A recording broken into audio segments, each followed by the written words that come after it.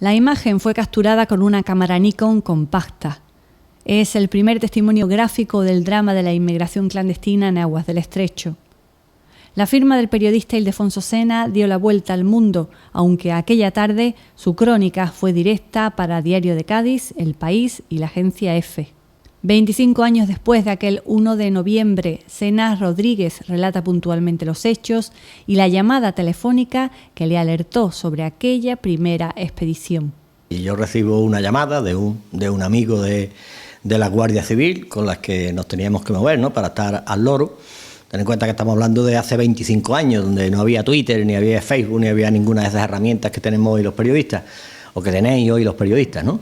Yo recibo una llamada que me dice concretamente: mira, en la Playa de los Lances hay un cadáver, vete para allá porque lo mismo es algo importante. Bueno, pues yo, que estaba desayunando en ese momento, pues salgo pitando, cojo una camarita compacta Nikon que me acababa de comprar, que ni siquiera la había estrenado, y cuando llego a la altura, a la Playa de los Lances, a la altura del Colegio Nuestra Señora de la Luz, me encuentro con la estampa que ha quedado grabada en una fotografía que ha dado la vuelta al mundo, ¿no?, que es la de un joven marroquí tendido en la arena, muerto, con una patera varada a escasos 5 metros. La habían amarrado la habían atado con un cabo para que no se lo llevara la corriente. Bueno, para mí estaba claro, ¿no?, aquello era un naufragio de inmigrantes ilegales, de inmigrantes irregulares, como yo acostumbro a decir. Pero de todas maneras, bueno, había que conocer los detalles, y coincide con que en ese momento llega el capitán de la Guardia Civil, Manuel Prado, que apenas se llevaba 3 días destinado en la compañía de Tarifa, con 5 inmigrantes más que habían sido interceptados en la carretera nacional, ¿no?, a la altura de la gasolinera. Bueno, después del preceptivo saludo, porque yo había conocido al capitán el día anterior, me dice: oye, ¿tú sabes francés? Sí, hombre, algo sé de mis estudios de bachillerato. Y dice: pues a ver, pregúntale a esto a ver si tienen algo que ver con el muerto, ¿no? Yo me dirigí al grupito, que en principio estaba poco dicharachero, ¿no?, porque pensaba que yo también era policía. Les expliqué que no, que era periodista. Y bueno, poquito a poco fueron contándome en un francés dialectal marroquí, que a mí me costaba trabajo, ¿no?, porque no es el mismo que uno estudia en el instituto.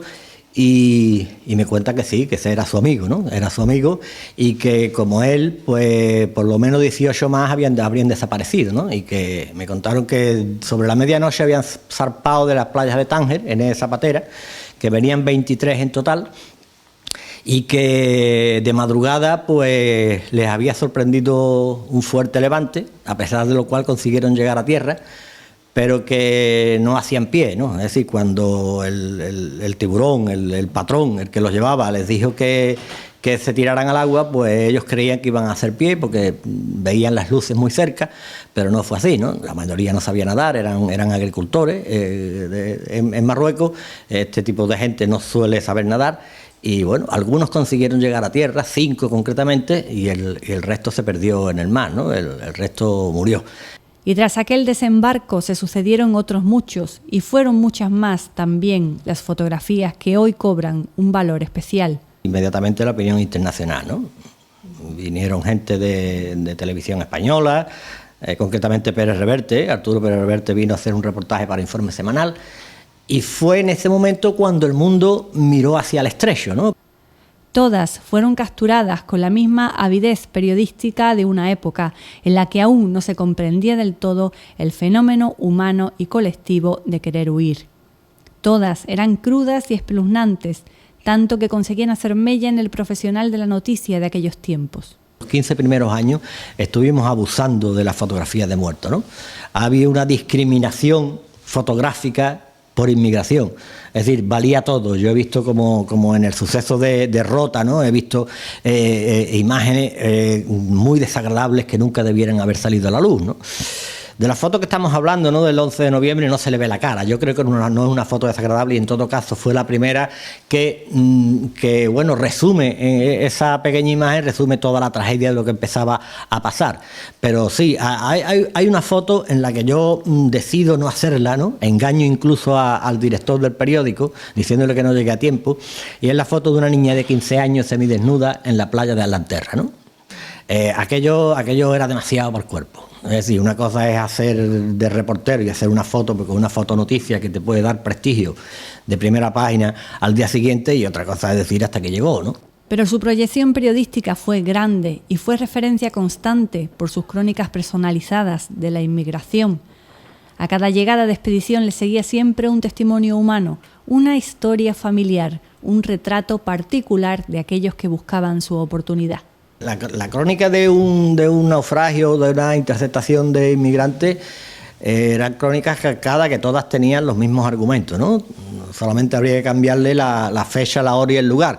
Pero en algunas de ellas había historias muy tristes, ¿no? Había historias personales, porque cada vez que nosotros vemos un muerto en la playa o vemos a gente, no hablemos de muertos, ¿no? Vemos a gente detenida y miramos sus caras, fríamente vemos a gente que no conocemos, a gente de un color distinto al nuestro, de una cultura distinta a la nuestra, pero se nos olvida muchas veces que son gente como nosotros, que tienen una historia detrás, que tienen padres, hijos, madres, que tienen abuelos, que tienen una familia y que lo único que hacen es buscar una vida mejor, ¿no? Y bonita, y historias muy tristes, historias bonitas como la de Pepe, ¿no? Un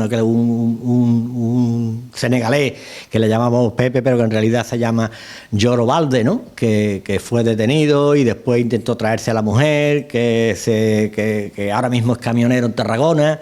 En fin, que hay muchas historias, pero todas responden a una misma línea común, ¿no? Y es la de buscar una vida mejor y una vida de desgracia prácticamente. Las noticias eran tan constantes que además yo no solo me limité a contar lo que pasaba, sino que me dediqué también a investigar por qué pasaba, ¿no? Es decir, yo he pateado Marruecos preguntando y hablando con la gente.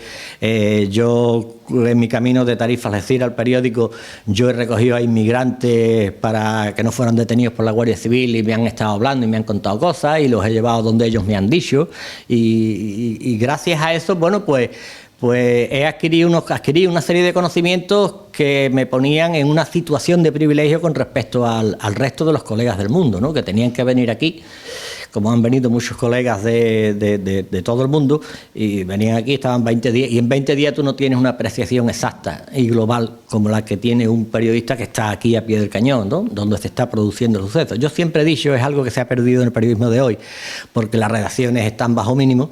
Yo siempre he dicho que el mejor periodismo es el periodismo de calle, ¿no? El que se hace en el tajo y no en las redacciones. Y en las últimas décadas, la evolución social de la población del Estrecho ha ido paralela a un fenómeno que no ha cesado. Se ha convivido con la tragedia y ello ha motivado el desarrollo de profesionales con capacidad de respuesta, preparados para asumir situaciones críticas. La Guardia Civil de la zona ha sido agente activo de la llegada clandestina de personas. La Guardia Civil en general es un cuerpo compuesto por personas, ¿no? Y por lo tanto cada uno es de su madre y de su padre. Pero en general yo tengo que decir que la Guardia Civil ha sido muy sensible con el fenómeno de la inmigración irregular.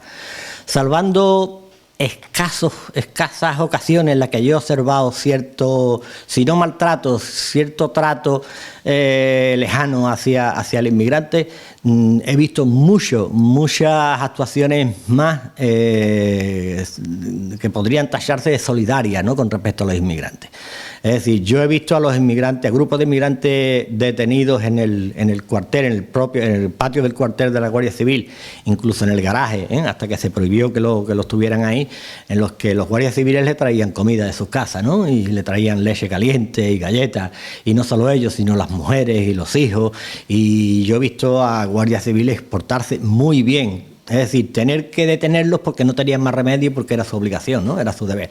Pero en general yo tengo que decir que la Guardia Civil de antes y de ahora se ha portado bastante bien con los inmigrantes. Me gustaría dar incluso nombres, ¿no? Que han sido muy sonados. Ha habido oficiales de la Guardia Civil que han apadrinado a niños, que han llegado en patera. Pero claro, yo no voy a decir nombres, pero los hay, ¿no? Y en definitiva, insisto, es una buena pregunta porque siempre he querido proclamar a los Cuatro Vientos que desde mi perspectiva, que es de las mejores, ¿no? Porque he estado con ellos, la Guardia Civil siempre ha tratado muy bien a los inmigrantes, como siempre, como he dicho, estamos hablando de personas, en algunos casos no, pero no es lo normal.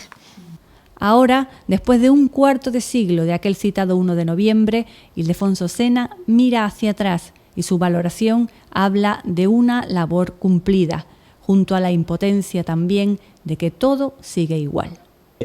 Todo lo que tiene que hacer, incluso más, ¿no? Porque nos extralimitamos en nuestros deberes puramente profesionales. Es decir, yo me llevé a un chico de 14 años al periódico, que me lo encontré por la carretera, y allí lo vestimos, lo duchamos, le dimos de comer, hicimos una colecta y le dimos dinero, ¿no? Eso no era la misión de un periodista y de una redacción entera.